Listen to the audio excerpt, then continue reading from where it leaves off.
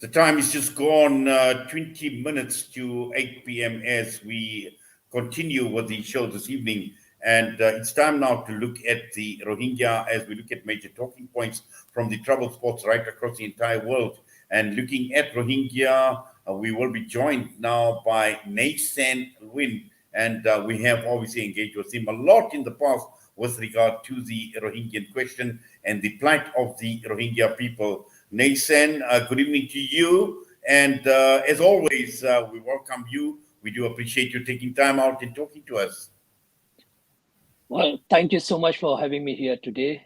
I'm really honored to have this program.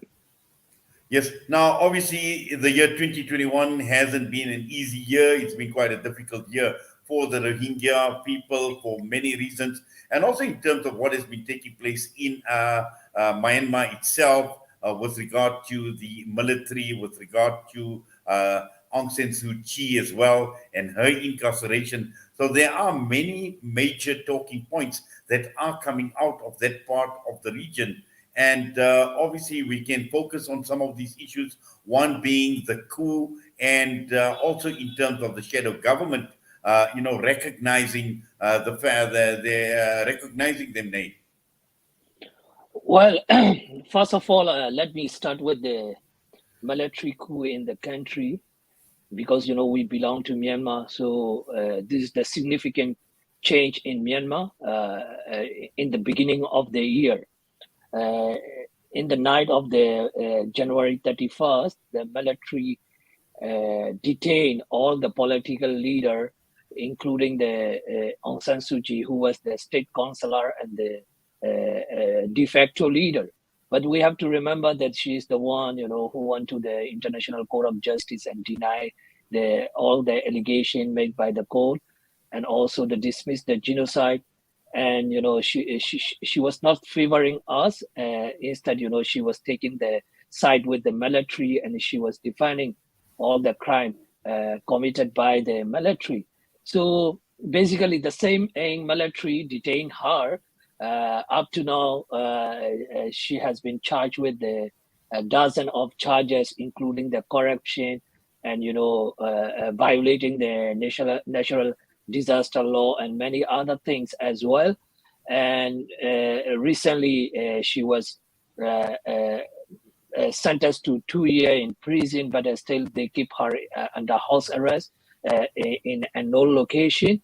So after the coup,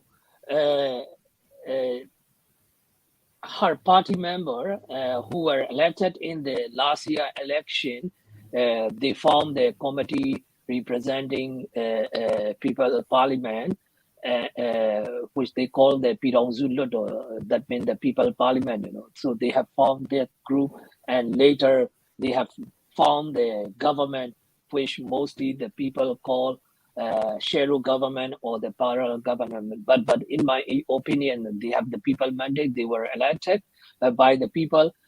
Even in the election, Rohingya were excluded.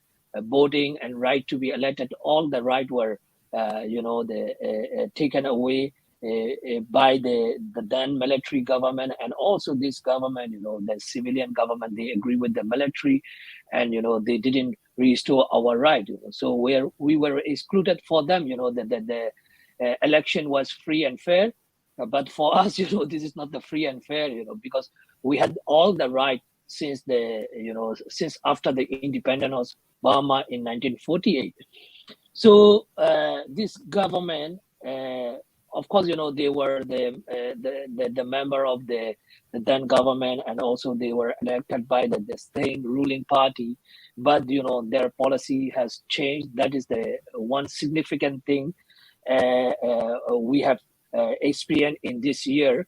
So previously they refused to call us Rohingya, and they were echoing like the military. They call us Bengali, and they didn't recognize our right. But at least after forming this government, they have made clear, and they have released a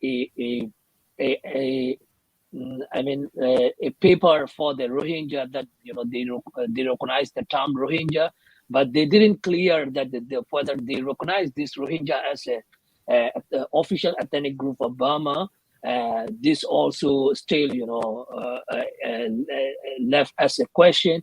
And also when they write about they wrote about the citizenship of the Rohingya, still there is a question, whether they are going to recognize Rohingya as a bona fide citizen or by law, But what they are mentioning is according to the law they will do, and also they agree to amend or and this citizenship law that make the Rohingya stateless. So these are still pending, but still since they recognize our basic human right, like identifying the Rohingya, that is the good point. And there are also some other good point, but still we need to walk off with their plan, and we will see whether this is a reality or just pleasing us while they are also suffering. So it will take a lot of time. When they got back in power, we will see what the change. And also they also talk about the repatriation. They will bring back the people in with the dignity. So we have to wait and see. This is a significant change from the military coup. At least something good from the bad. So another things happened is in March. There was a massive fire in the camp. So a lot of people, dozens of people, including the young children, were killed in the fire, and more than 50,000 refugees displaced.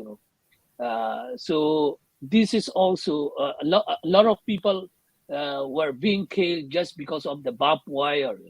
So the Bangladesh authority put the barbed wire, which are which is look like the I live in Germany. I have visited all the concentration camp memorial sites in Dachau, in Munich, Sachsenhausen in Berlin, and also Auschwitz in Poland.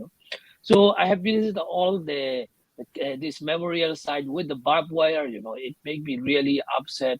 The people should not live, within the barbed wire compound.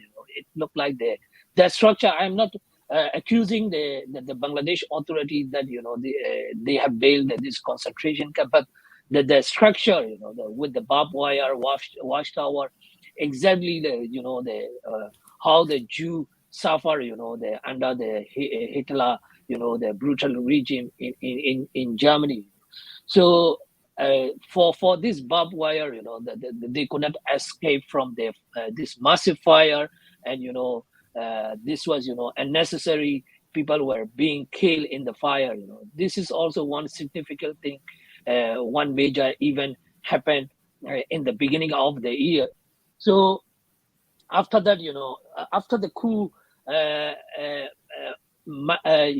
some Rohingya activists and also our the fellow Rohingya refugee in the Bangladesh camp, we try to build a solidarity movement with the Burmese. In the past, of course, until this military coup, they didn't accept us. We were friendless in the country. Nobody accept us. They were encouraging military to kill us. And also they were supporting whatever the military did against us. And even when their leader went to the International Court of Justice, they stand with their leader. So they know this is injustice. We are looking for the justice, but still they stand with the military. They stand with their leader. They were at the wrong side, but we try to build a solidarity, but we achieved significantly. And a lot of Burmese people, they changed their stand on us. And we have seen a significant support from the massive support from the Burmese people in June 13, when we commemorate we had the event of the hashtag Black for Rohingya.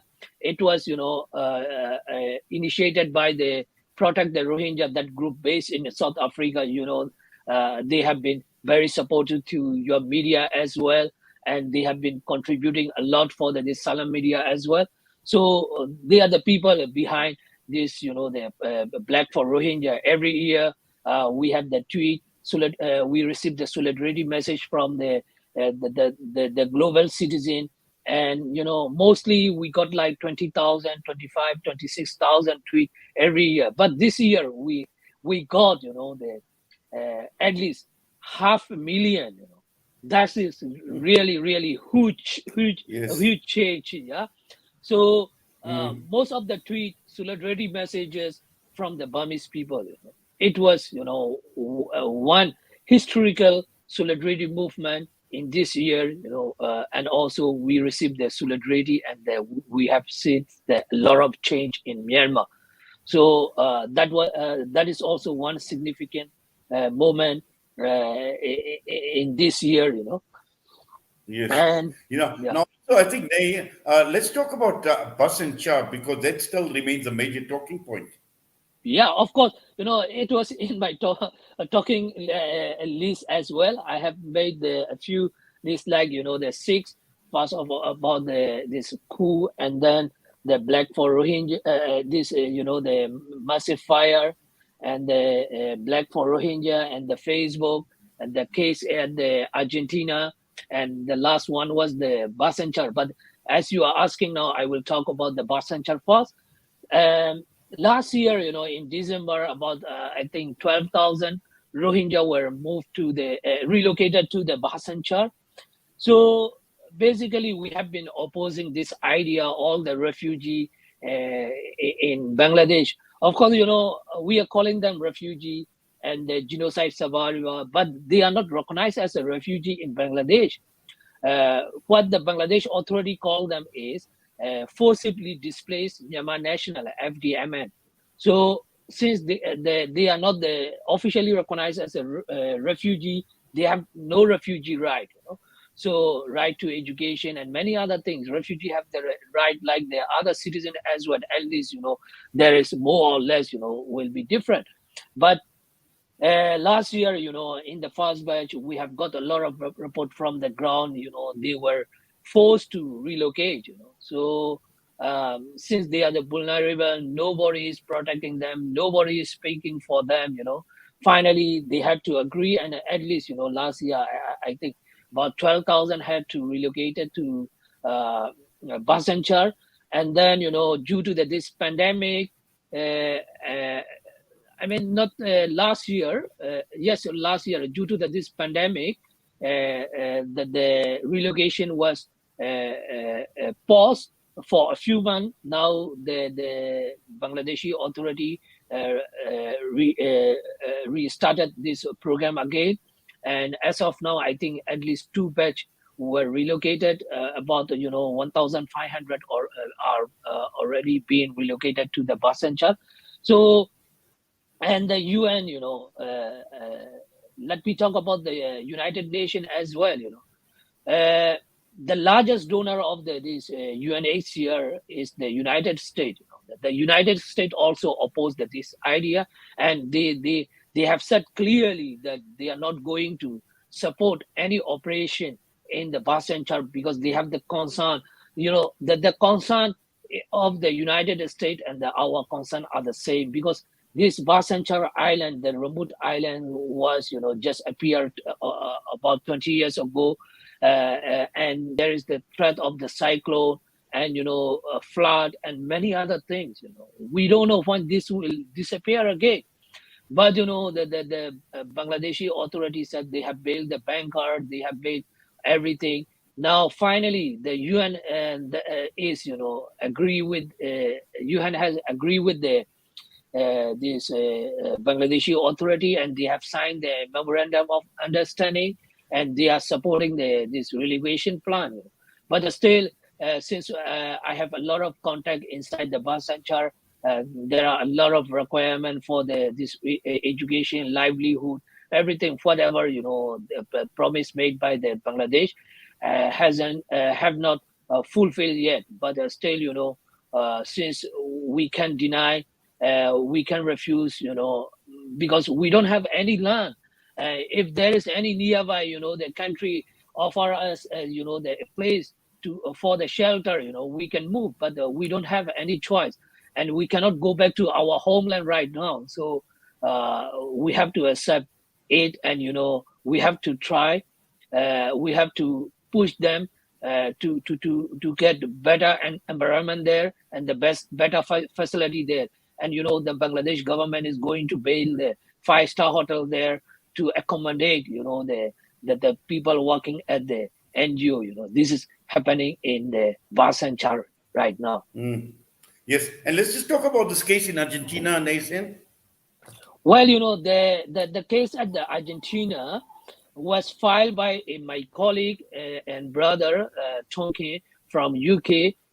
From I mean his organization, Burmese Rohingya organization, has filed the case. So this case is leading by the by Rohingya themselves, unlike other case at the International Criminal Court and the International Court of Justice. Of course, International Court of Justice, we can't do anything because we are not the state, we are the people.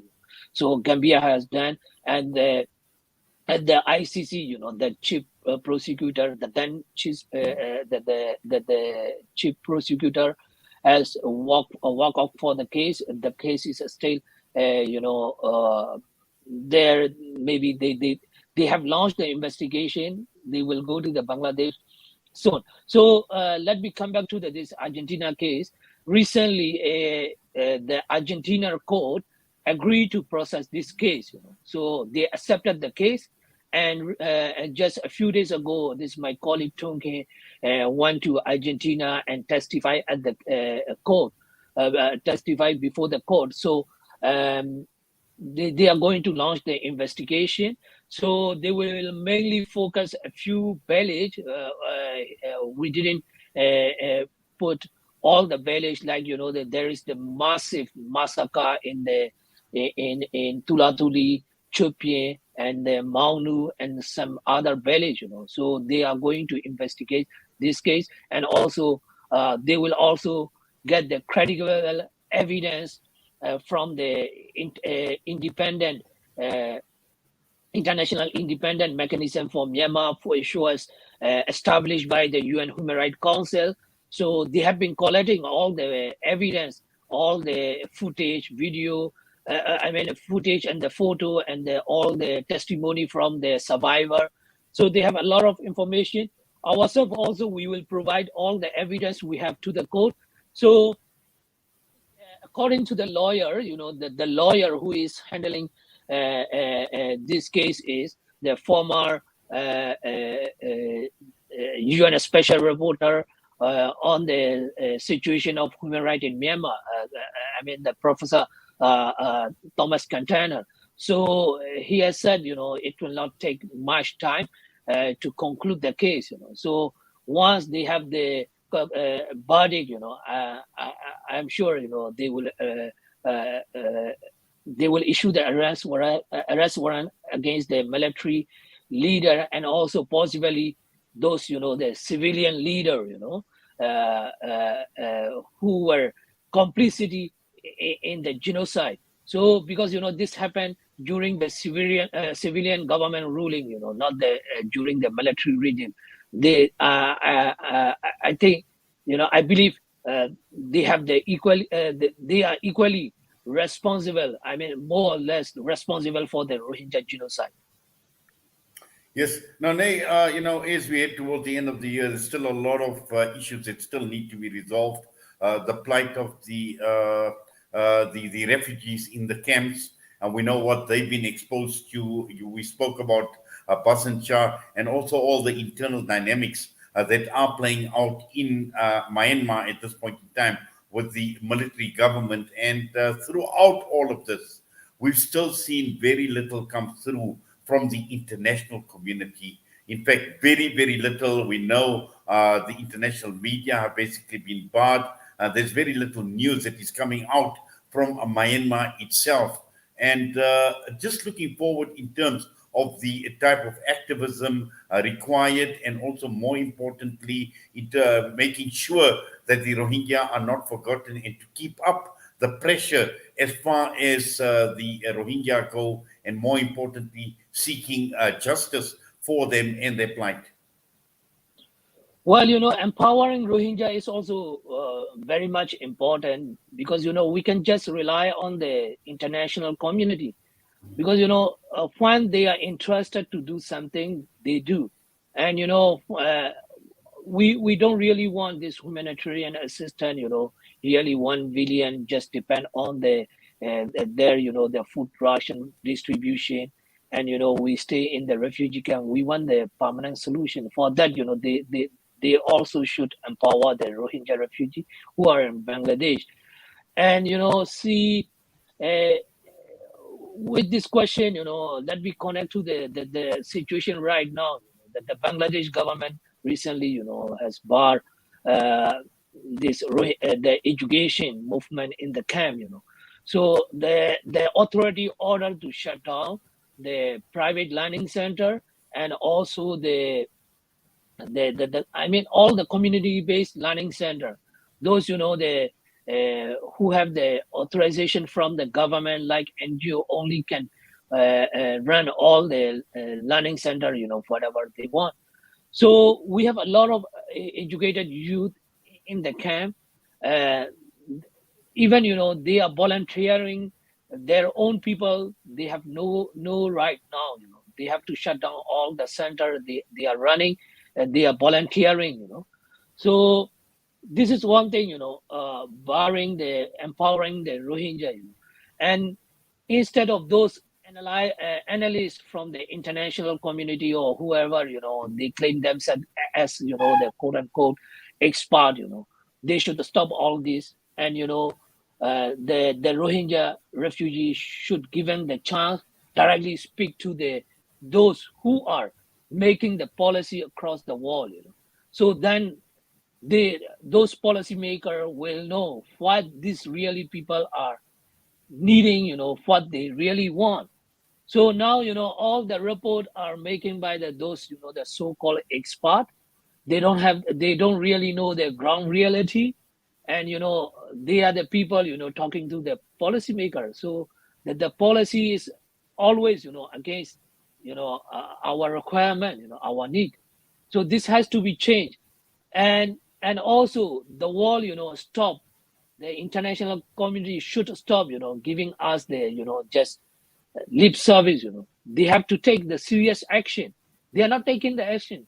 For example, the United States, during when just I think 2 months ago, when the US has the meeting with the ASEAN, the President Biden said, they use the mistreatment of the Rohingya. So what we have suffered is not, that just mistreatment. Mistreatment can be anything, just discrimination or the just normal human right abuse. What we have suffered is the gravest of crime. Still, the US is delaying to determine, what happened to Rohingya was the genocide. Once this recognize this as the genocide, they have to take the action. They can establish their own tribunal, and they can take the action. Because this is the significant thing, because the US is a superpower country in the world, and they can do a lot of things, and they can change you know this the situation of the Rohingya, but they are not doing. Also, let's say the UK and the European Union, and there is a case at the International Court of Justice, and about 150 countries signed the Genocide Convention. Only, the Canada and the Netherlands have joined the case. The other all, even there are the 57 Muslim country, and the case was filed by the Muslim country as well. But still, there are all the country, they have not given their hand to the tiny country Gambia. So instead of, they talk about the Rohingya justice, and the problem solving, they have to practically involve in the problem solving. Then the problem will be solved. So what we are experiencing is just talk, but there is no action, very little action. We really thank the Gambia for filing the case, and the people from ICC, of course, the Bangladesh they are supporting a lot for those cases. Yes, Nay. In fact, it's been wonderful engaging with you and getting the update in terms of some of the major issues in 2021 as far as the Rohingya is concerned. And we do appreciate, we thank you for taking time out talking to us this evening here on Salam Media. As we head towards the end of the year, we wish you all the best as well for the next year, and also in terms of safety, good health, and continue with the good work that you have been doing as far as the Free Rohingya Coalition goes. So all the best to you. Please take care. Thank you so much. Thank you so much. I wish you all the best as well. Thank you. Bye-bye. Yes, San Lwin from the Free Rohingya Coalition with us this evening, providing us an update and also unpacking some of the major issues in 2021 that have impacted on the Rohingya, which brings us straight on to 8 We come back, and our focus next is going to be on Syria.